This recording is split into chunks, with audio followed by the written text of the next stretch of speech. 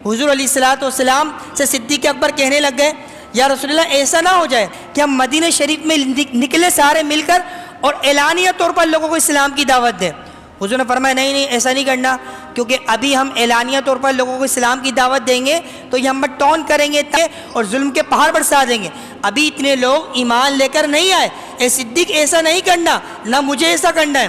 صدیق اکبر نے فرمایا یا رسول کریم آپ اجازت عطا فرمائے، میں نکلتا ہوں لوگوں کو اسلام کی دعوت دینے کے لیے۔ حضور اجازت دیتے ہیں اور اسلام کی دعوت دینا شروع کرتے ہیں۔ جیسے اسلام کی دعوت دینا شروع کرتے ہیں ان کو کفار میں جو لوگ ہوتے ہیں کفار قریش بہت مارتے ہیں، اتنا مارتے ہیں کہ ایسا محسوس ہوتا ہے کہ آپ کا وقت انتقال قریب آ گیا۔ اب کیا ہوتا ہے کہ بنو تمیم کے جو حضرت صدیق اکبر کا جو تعلق ہوتا ہے بنو تمیم سے ہوتا ہے۔ بنو تمیم کے کچھ لوگ آتے ہیں، وہ کہتے ہیں آپ کو پتہ نہیں ان کا تعلق بنو تمیم سے، ایسے گھرانے سے تعلق رکھتے ہیں، آپ ان کو چھوڑ دیجئے جان سے ماریں گے۔ اب لوگ ان کو چھوڑتے ہیں تو کچھ لوگ جا کے ان کی والدہ کے پاس لے جاتے ہیں صدیق اکبر کو۔ صدیق اکبر ایک رات تک بے ہوش رہتے ہیں، صبح آنکھ کھلتی ہے۔ آج تو ہم یہی ثابت کر رہے ہیں کہ میلاد کہاں لکھا ہوا ہے، کون سی حدیث سے ثابت ہے، کتنا منانا چاہیے۔ ایسی محبت حضور سے ہونا چاہیے۔ صدیق اکبر رضی اللہ تعالیٰ عنہ کو کس قدر محبت تھی، فرماتے ہیں آنکھ کھلتی ہے، آپ کی والدہ ابھی ایمان لے کر نہیں آتی، آپ کی والدہ کہتی ہیں بیٹا کتنی نقاہت آ گئی ہے، کمزوری آ گئی ہے، کچھ کھا لے۔ اب بیٹا صدیق اکبر کیا کہتا ہے، امی جان جب تک نہ کچھ کھاؤں گا نہ پیوں گا جب تک پیارے مصطفیٰ کا دیدار نہ کر لوں۔ بیٹا جس نبی کے خاطر لوگوں نے اتنا مارا ہے، اتنی کمزوری تیرے جسم میں آ گئی ہے، اس نبی کا دیدار کرنا چاہ رہا ہے۔ وہ نبی کو میں نہیں جانتی، وہ نبی کو میں نے نہیں دیکھا۔ اب وہ بیٹا کہتا ہے پھر آپ معلوم کیجئے کسی اور سے کہ وہ میرے نبی کیسے ہیں۔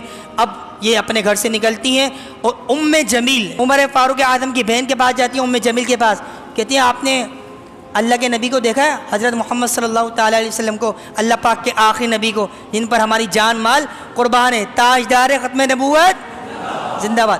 حضور علیہ الصلوۃ والسلام کو دیکھا ہے، اب انہوں نے دیکھا ہوتا ہے لیکن وہ حکمت عملی سے چلتی ہیں۔ وہ کہتی ہیں دیکھا تو ہے لیکن فی الوقت نہیں دیکھا۔ کہتی ہیں تم نے نہیں دیکھا تو تم میرے بیٹے کی حالت دیکھ لو، میرے بیٹے کی حالت دیکھ لو، گھر میں بے ہوشی کے عالم میں تھا اور تھوڑی دیر کے لیے کچھ کو ہوش آیا تو کہہ رہا اللہ پاک کے نبی کی زیارت کرنی ہے۔ اب ام جمیل پیارے صدیق اکبر کی والدہ کے ساتھ گھر پر آتی ہے اور آنے کے بعد کہتی ہے بیٹا تمہیں کیا ہو گیا، تمہاری والدہ کہہ رہی کچھ کھا لو کچھ پی لو، کھاتے پی تو کیوں نہیں ہو، اب مجھے بتائیے یہ کون سی آیت میں لکھا ہوا ہے، یہ کون سی حدیث میں لکھا ہوا ہے، یہ کہاں سے ثابت ہے کہ یہ ایسا عمل کرو، کہیں سے ثابت نہیں ہے۔ عشق مصطفیٰ عشق سرکار میں جو حد سے گزر جاتے ہیں حقیقت میں وہ لوگ سنور جاتے ہیں۔ اپنے پیارے بچوں کو بھی ایسی جام پلائیے۔ صدیق اکبر سے ام جمیل جب کہتی ہے کچھ کھا لو، کہتے ہیں اللہ پاک کے نبی کا جب تک دیدار نہیں کروں گا جب تک نہ کچھ کھاؤں گا نہ کچھ پیوں گا۔ اب جو لوگ ایسی باتیں کرتے ہیں ذکر کرو، صرف ذکر کرنے سے کچھ بھی نہیں ہوتا بھائی، نعتیں پڑھنے سے کچھ بھی نہیں ہوتا، جھنڈے لگانے سے کچھ بھی نہیں ہوتا، یہ لائٹنگ کرنے سے کچھ بھی نہیں ہوتا۔ تو کنچے ہی کھیل بیٹا، تو نے حدیث ابھی پڑھی نہیں ہے، تو جو کام کرنے وہی کام کر۔ علماء کرام اور کبھی صحابہ کرام کی سیرت کو پڑھ کے بھی دیکھ کہ یہ کرنے سے کیا ہوتا ہے۔ صدیق اکبر سے پوچھ کہ یہ کرنے سے کیا ملا، اب یہ کرنے سے ملتا کیا ہے وہ آپ سنیے۔ صدیق اکبر رضی اللہ تعالیٰ عنہ کہتے ہیں جب تک دیدار نہیں کروں گا جب تک میں کچھ کھاؤں گا نہ کچھ پیوں گا۔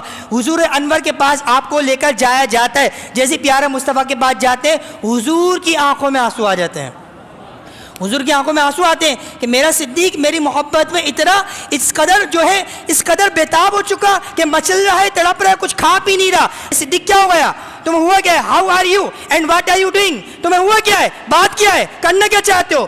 یا رسول اللہ آپ کا چہرہ نہیں دیکھتا تو سکون نہیں ملتا۔ حضور صلی اللہ تعالیٰ علیہ وآلہ وسلم کی یہ محبت دیکھ کر میرے بیٹے کو اس قدر محبت ہے۔ یہ ہوتا ہے محبت سے، یہ ہوتا ہے کیونکہ ایسا تجھے خالق نے طرحدار بنایا، ایسا تجھے خالق نے طرحدار بنایا، یوسف کو تیرا طالب دیدار بنایا۔ کونین بنائے گئے سرکار کے خاطر، جنہیں محبت ہوتی ہے وہ چھوٹی موٹی لائٹوں کی باتیں جلوس کی باتیں تو کرتے ہی نہیں ہیں، وہ کہتے ہیں کہ کونین بنائے گئے سرکار کے خاطر۔ تو ہمارے خاطر کیا بنایا، کونین کے خاطر تمہیں سرکار بنایا، کونین کے خاطر تمہیں سرکار بنایا۔